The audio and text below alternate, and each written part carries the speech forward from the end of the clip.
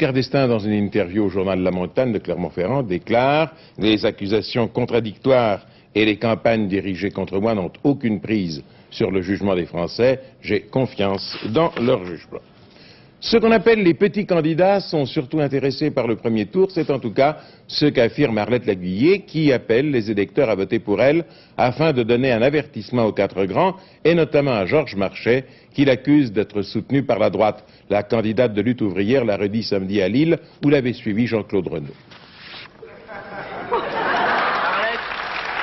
Ses camarades du Nord ont offert de l'eau minérale à Arlette, comme ils l'appellent, pour qu'elle tienne le coup. Elle en a besoin.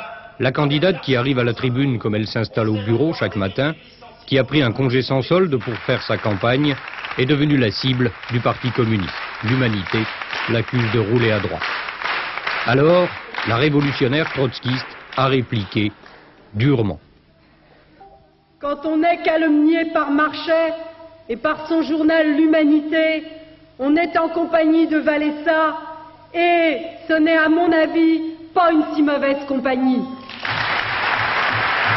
Portée par un public enthousiaste, elle dénonce pêle-mêle les 100 milliards consacrés à l'armée et ceux qui veulent chasser les immigrés. Un immigré marocain, dit-elle, est un Français, d'assaut, un étranger.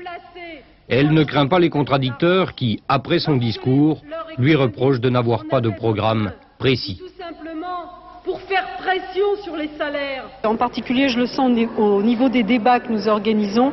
Ils sont plus animés parce que bon, ceux qui viennent et qui me connaissent pas toujours très bien ont à cœur de me faire préciser effectivement ce que je pense, mon programme et puis peut-être la vision d'une autre société. Vous avez encore quelques meetings à faire. Est-ce que vous êtes fatigué aujourd'hui?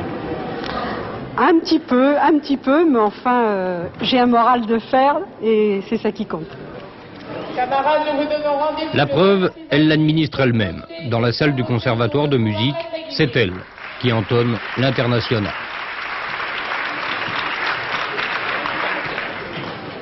Debout.